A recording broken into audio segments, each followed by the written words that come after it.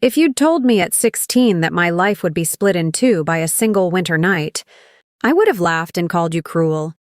But the truth is, some stories don't begin with a gentle sunrise. They start with a slammed door, a suitcase, and a one-way ticket to a place you've never seen.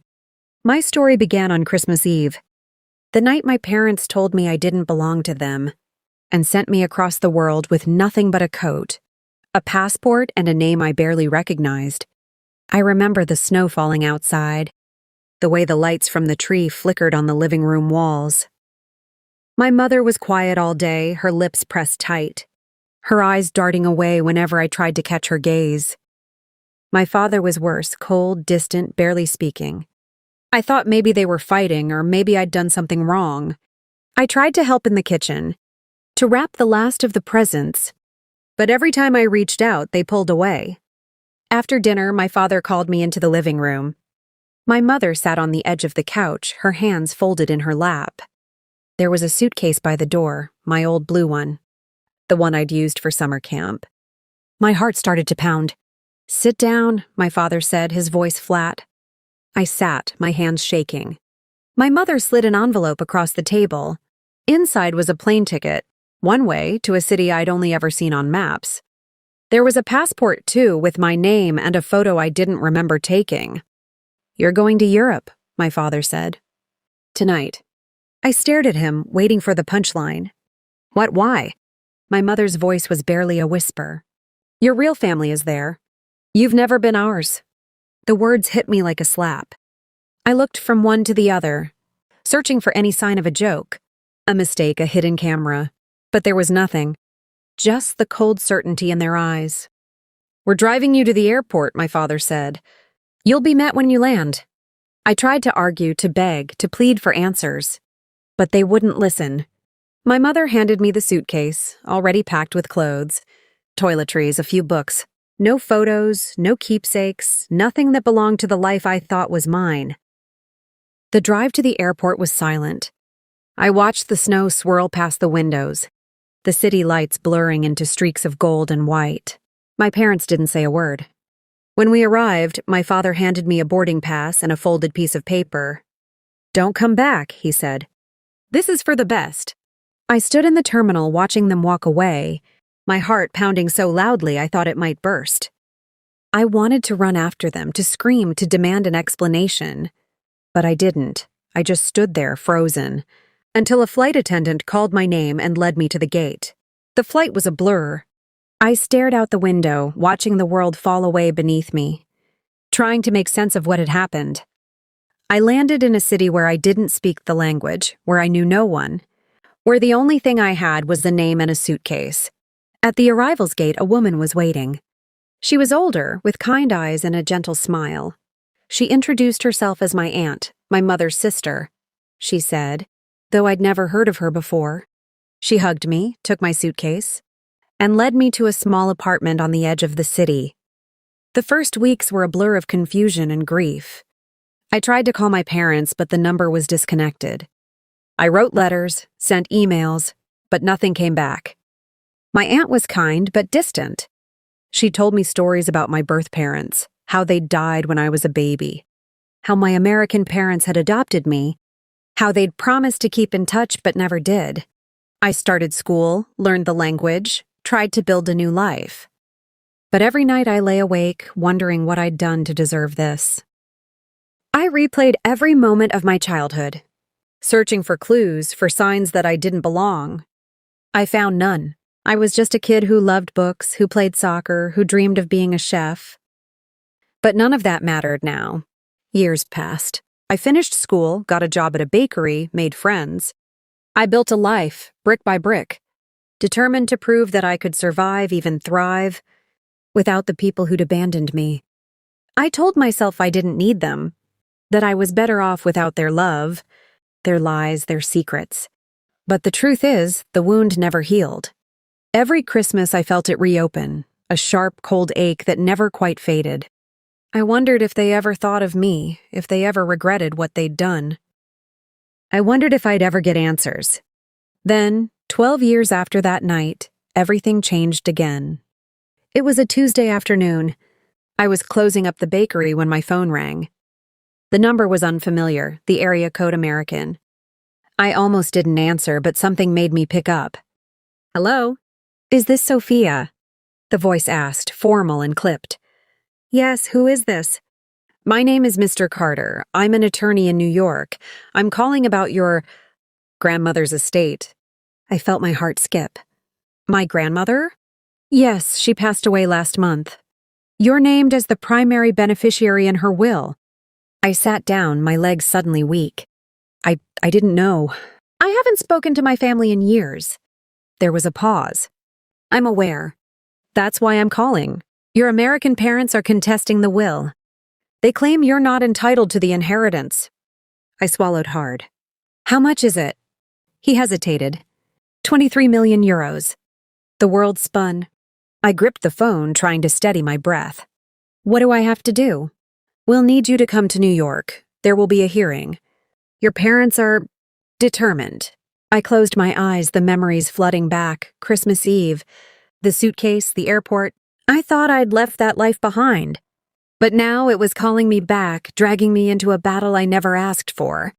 I hung up the phone and sat in the empty bakery, the world outside moving on as if nothing had changed. But everything had changed. For 12 years, I'd built a life from scratch, learning to trust again, to hope again, to believe that I could be more than the sum of my losses.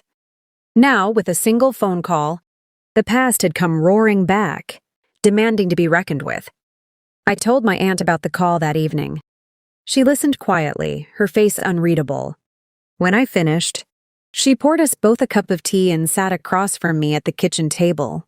You have to go, she said gently. This is your chance to get answers. To take back what's yours. I nodded, but inside I was terrified. I hadn't set foot in America since that night at the airport. I didn't know what I would find or who I would be when I got there. But I knew I couldn't run forever. The next week was a blur of paperwork, phone calls, and sleepless nights. Mr. Carter sent documents to sign, instructions for the hearing, and a plane ticket, first class, a luxury I'd never known.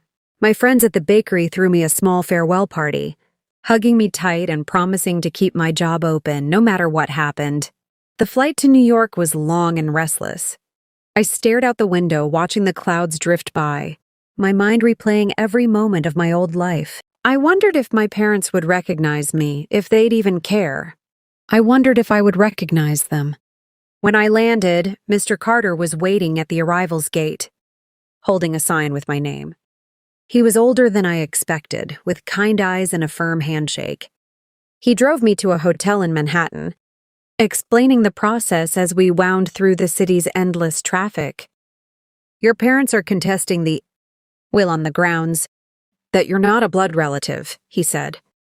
But your grandmother was very clear in her wishes. She left everything to you. I nodded, barely listening. My mind was already at the courthouse, already facing the people who'd thrown me away. The hearing was set for the next morning. I barely slept, my dreams haunted by memories of Christmas lights and cold goodbyes. When I arrived at the courthouse, my heart was pounding so loudly I thought everyone could hear it. My parents were already there, sitting with their lawyer at the front of the room. My mother looked older, her hair streaked with gray, her face drawn and tired.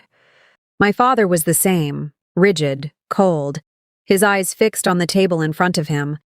They didn't look at me as I entered. They didn't even flinch. The judge called the hearing to order. Mr. Carter presented the will, reading my grandmother's words aloud. She'd left everything to me, her house, her savings, her art collection, and the 23 million euros she'd inherited from her own parents. My parents' lawyer argued that I was not a biological relative, that I'd been estranged for over a decade, that I had no right to the inheritance.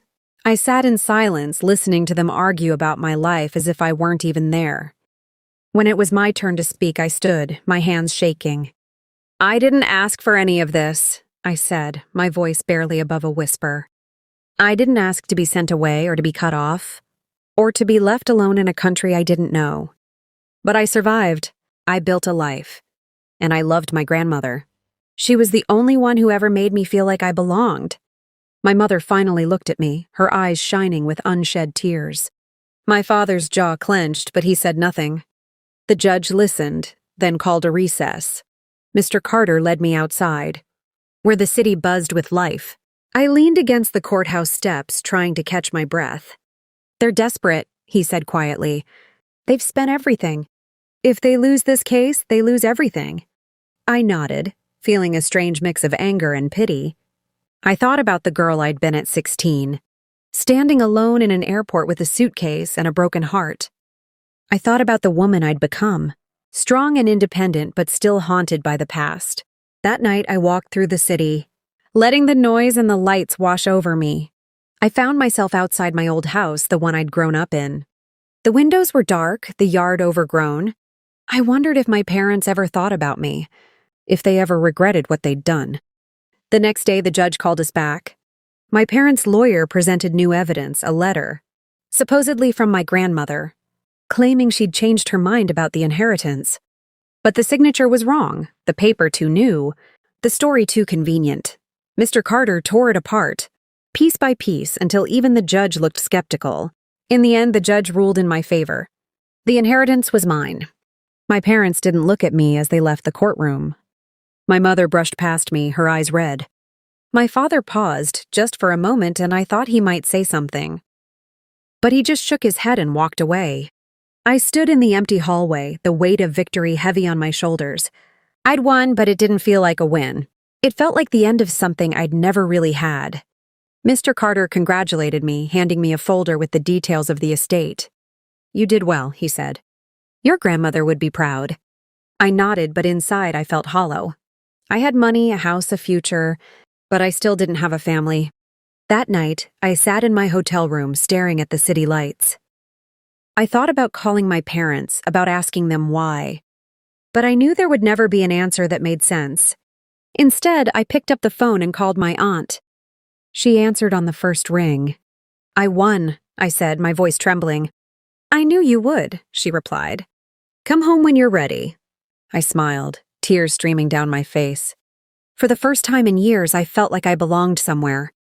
I returned to Europe a week later, the weight of the inheritance and the trial still heavy on my shoulders.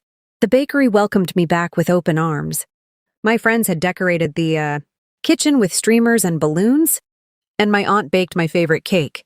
For a while, I let myself believe that the past was finally behind me, that I could start fresh with the life I'd built for myself. But the story wasn't over. 2 months after the court ruling, I received a letter with an American postmark.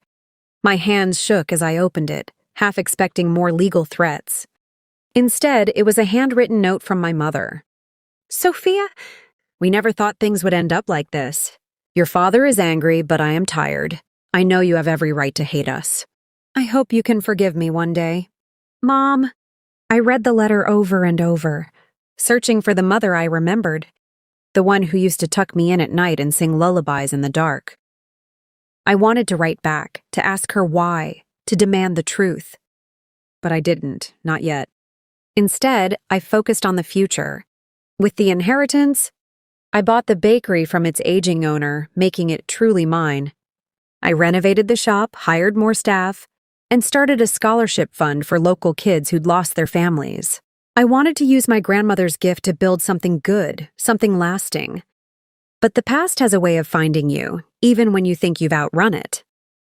One rainy afternoon, as I was closing up, a man in a suit walked in. He introduced himself as a private investigator, hired by my father. "He wants to meet," the man said. "He says he has something to show you." I hesitated, every instinct telling me to say no. But curiosity and a lingering hope for closure won out. I agreed to meet my father at a cafe on the edge of town. He looked older, thinner, his hair almost white. He didn't smile when he saw me, but he didn't look away either. For a long moment, we just sat in silence, the rain tapping against the windows. "I didn't come for money," he said finally. "I came to give you this." He slid a small envelope across the table. Inside was a faded photograph, me as a baby, cradled in my grandmother's arms. On the back, in her handwriting, were the words, "My Sofia, my heart." I was jealous, my father admitted, his voice rough. She loved you more than she ever loved me. I couldn't stand it. When she left you the inheritance, I lost it. I'm sorry. I stared at the photo, tears blurring my vision. For years, I'd blamed myself for being unwanted, for being sent away. But now I saw the truth. It wasn't about me. It was about their own pain, their own failures, their own inability to love without conditions. I can't change what happened, my father said. But I wanted you to know the truth. Your grandmother loved you. She wanted you to have a better life. I nodded, unable to speak. For the first time, I saw my father not as a villain, but as a broken man, lost in his own regrets. We parted with a handshake, not a hug. It wasn't forgiveness, not yet. But it was a start. Back at the bakery, I hung the photograph in my office, a reminder of where I came from and who I was. I wrote a letter to my mother, telling her about the meeting, about the bakery, about the life I'd built. I didn't ask for answers. I just told her I was okay. As the years passed, the pain faded, replaced by gratitude for the family I'd found along the way. My aunt, my friends, my staff, the customers who became regulars and then friends. Every Christmas, I lit a candle for my grandmother, thanking her for the gift she'd given me, not just the money, but the chance to start over, to build a life on my own terms. Sometimes, I still wondered what might have been if my parents had chosen differently. But I no longer let those questions haunt me. I had survived. I had thrived. And I had learned that family isn't always the people who raise you, it's the people who stand by you when the world falls apart. On the 12th anniversary of the night I was sent away, I closed the bakery early and walked through the city, the snow falling softly around me. I thought about the girl I'd been, standing alone in an airport with a suitcase and a broken heart. I thought about the woman I'd become, strong and whole, with a life I'd built from the ashes. And as I watched the lights twinkle in the windows, I realized that I was finally home.